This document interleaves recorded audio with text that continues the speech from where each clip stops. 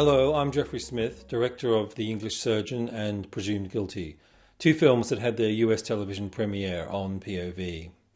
Today we're talking with Rob Lemkin, whose film Enemies of the People will be broadcast on POV in July 2011.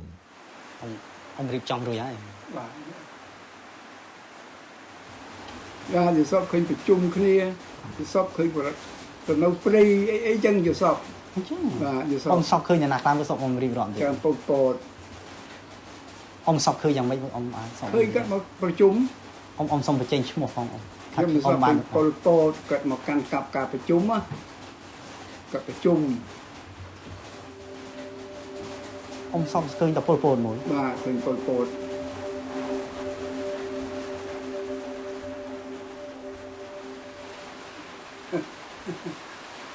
I just know that since Pol Pot died, only this man, Nujia, can tell us why the killing happened.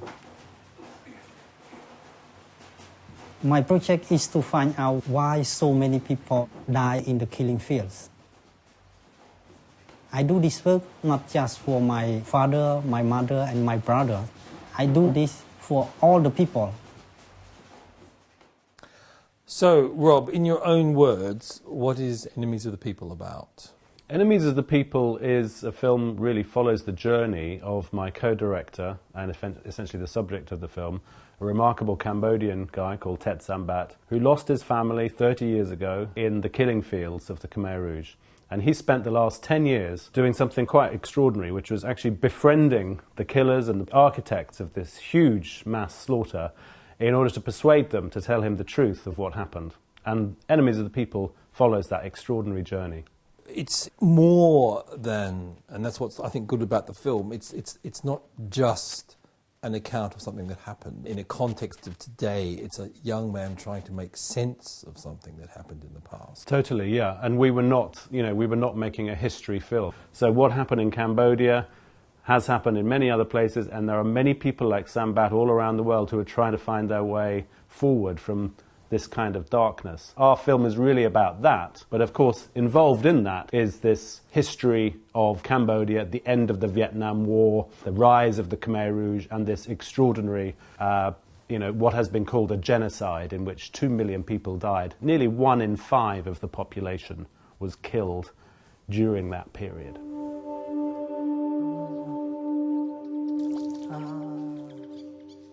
Bọn ai cho all mọi chom, cho all chom mũi nước chom,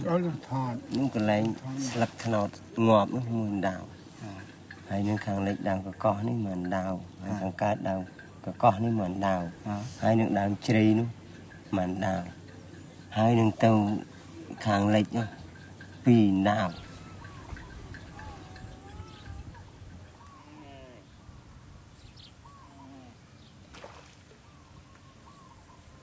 cho mình đau vaiประมาณ đau sàn dài sật ចាំច្រើនកន្លែងអញ្ចឹង បាទច្រើនកន្លែងបាទច្រើនដៅពីព្រោះយើងអត់ហ៊ានដាក់ច្រើន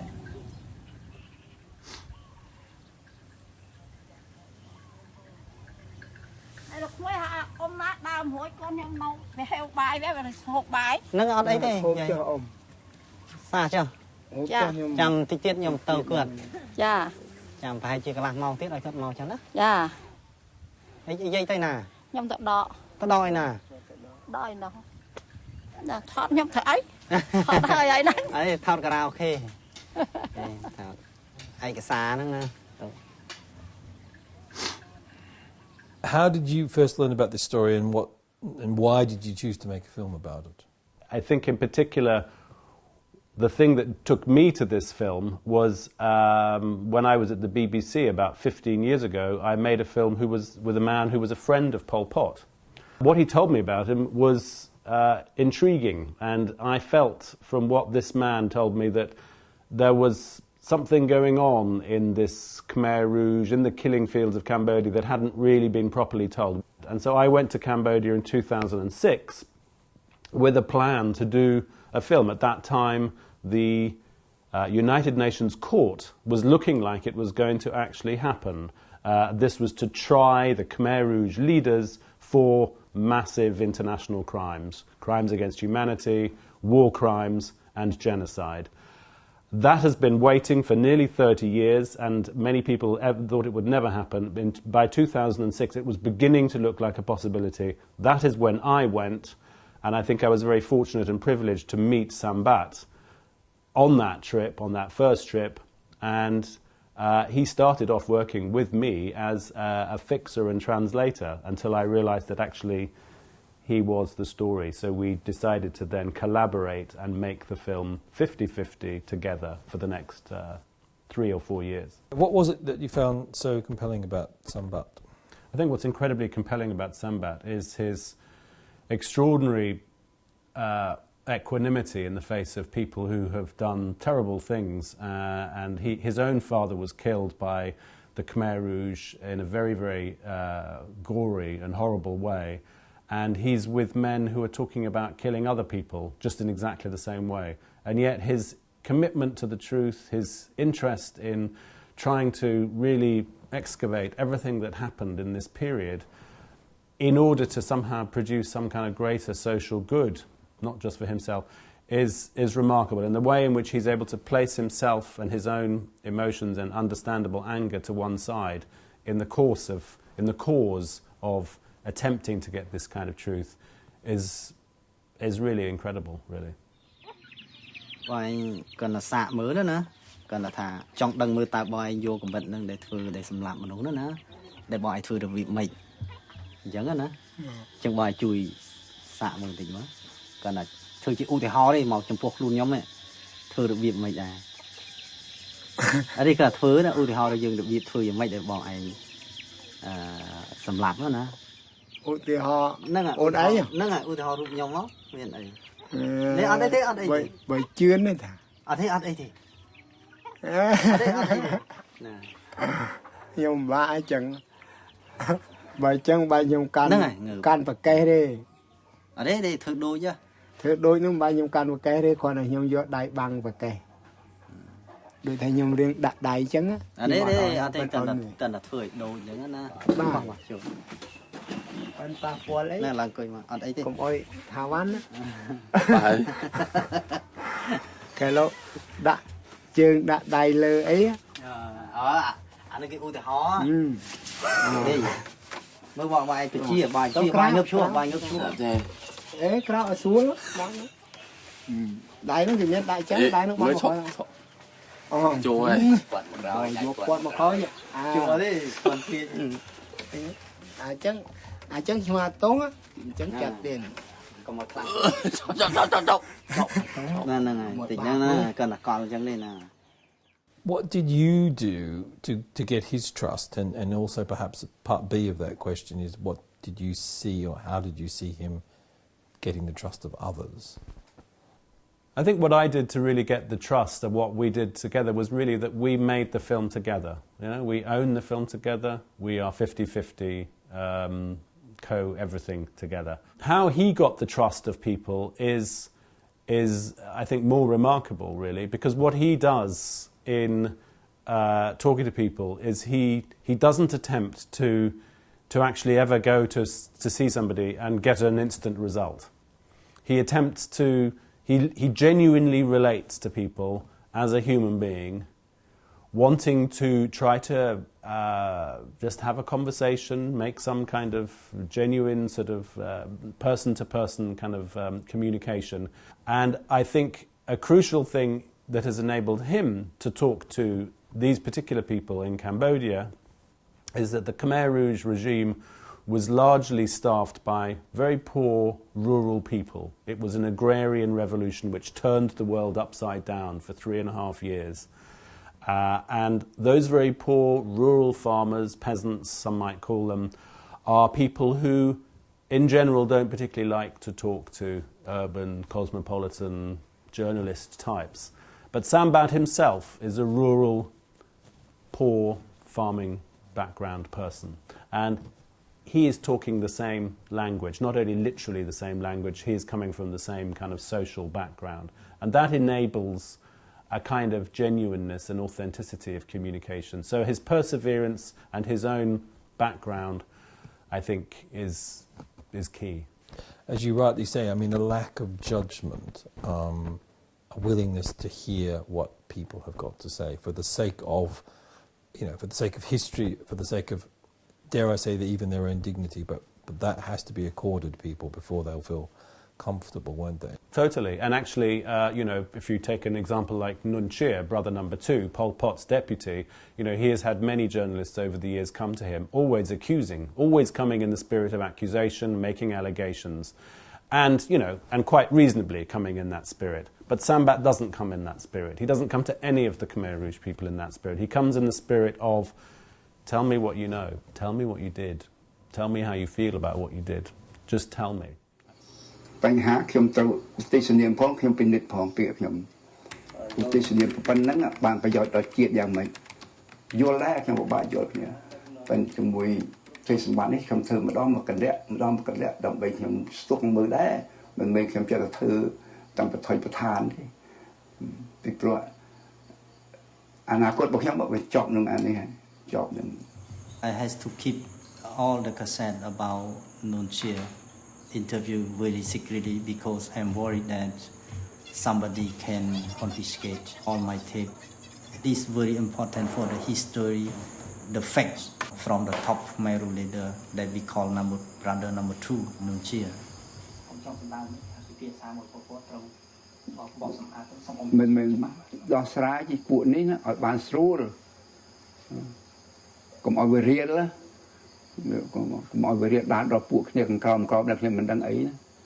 អានឹងយើងត្រូវថ្លឹងមើលអានឹងបានហ៊ានវិនិច្ឆ័យថាការដោះស្រាយនឹងត្រូវប៉ុន្តែបើថាមិនមើលឲ្យទូលាយណាមើលឃើញតែចង្អៀតណាឃើញពីរឿងអាណិតអាសូរគ្នាអីគ្នាអានឹងអត់ទេប្រទេសជាតិទៅហើយ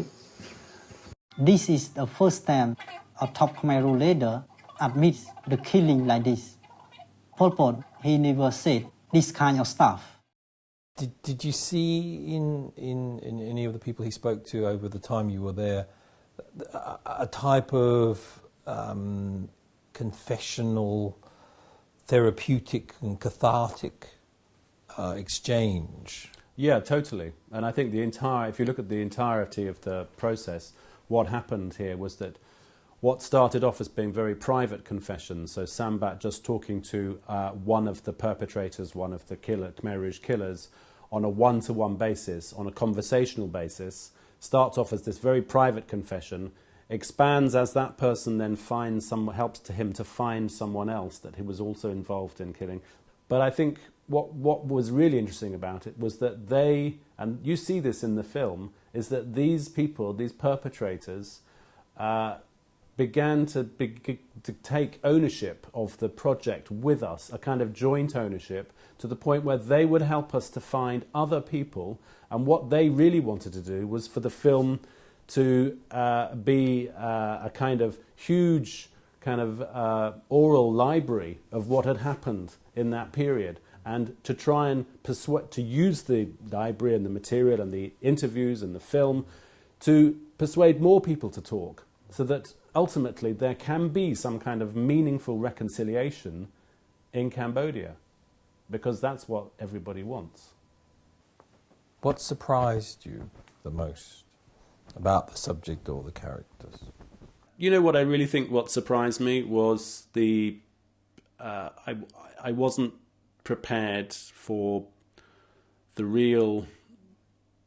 depth of almost kind of philosophical insight that some of the guys the people in our film and Sambat were able to find. There was, most of the people in our film are not educated at all, are not particularly articulate, have ended up getting dragged into, appalling stuff in their history, but they have found an incredible insight into the nature of being alive, just because they have had to do these very, very extreme things. Did that impact on you personally? I mean, did you walk away with something? Did you ask yourself questions about things in your life and indeed the lives of people you know here? Well, I think it really does make you ask. The whole film, and whether it's the film or not, just the subject and the experience of being with these people makes you think, could I be a mass murderer? because these people have killed hundreds of people. Could I be a mass murderer? And I think the uncomfortable answer comes back, yes. There's nothing different between me and the people who are in our film, but the conditions make them into mass killers. ម្យ៉ាងដែលខ្ញុំដឹងអ្នកណាដែលធ្វើអីប្រមាណខ្ញុំដាក់ប្រាប់ដល់អស់បាទនឹកឃើញខ្ញុំប្រាប់ធ្វើម៉េចប្រាប់ថាអយថាបានឆ្លើយអស់មកវាខ្ញុំទៅធូរបើបានថាយកទៅដល់បើកទៅតាមខេត្តទៅតាមក្រុងអីចឹងទៅខ្ញុំត្រេកអរណាស់ចង់បានអញ្ចឹងចង់បានថាអគេឃើញយីអញធ្វើអញ្ចឹងដែរអញ្ចឹងអញទៅសារភាពដែរឲ្យប្រាប់ឲ្យបងឬប្អូនអីចឹងធ្វើសំណុំឯកសារនឹងសម្រាប់ទៅមុខទៀតទៅអនាគតទៅមុខមានត្រឹមតែយើងតិចទៀតបាត់ហើយនៅណាក្មេងៗហ្នឹងវាអត់ដឹងរឿង You know, what documentary does is it takes the audience through a process and an experience, and it's an emotional experience. And, you know, I think that's the difference between documentary and current affairs television, in which a disembodied voice or a reporter's voice tells you, you know, what is the truth, what you should think, what is the what you think, what should be important, what you should latch onto when you're hearing a story. I think documentary gives the audience much greater latitude to experience something, to form different impressions of characters, to chart their own emotions of, oh, I don't know why so-and-so did that, or gosh, I'm now beginning to distrust this person. Oh, a little bit later on, oh no, I'm now beginning to warm to him or her again a bit. And you chart your emotions, as you do with a fiction film or a book or a play. So I think documentary has got that ability to take the audience on an emotional experience, which is why, you know, it's so important, and it's why it's so useful, really. Yeah, I totally agree with that. I mean, the relationship between the filmmaker and the subject is paramount in documentary. I mean, that's what actually the audience is watching in the end. So when that's a good relationship, when it can be a very emotional one, it can produce a lot of on-screen emotion, but the moral integrity is there, and that is distinctly something that audiences gravitate to and perhaps in many ways miss in so many other forms of program making. What's maybe this is a better question. What do you think is the most important ethical concern for documentary filmmakers today? And perhaps has it changed? For me, I think the most important thing is that we as documentary filmmakers, because of the changing technology with the internet and things like that, now have relationships with our characters and with our subjects of our film that will go on forever. You know, we haven't just made a film that was going to be shown on television once or a few times in a few cinemas and then kind of shelved forever. So our relationship with the people that are in our film is something that we'll all have to live with for however many more years we're on this planet. We can't just kind of turn up and ambush someone, treat them badly in order to get a kind of a good effect or a good story for our film, and then run off and feel like, well, that's just been boxed away and passed. We've done the film, we've shown it, audiences liked it, we made some money, and it's all over. It's going to be there forever now.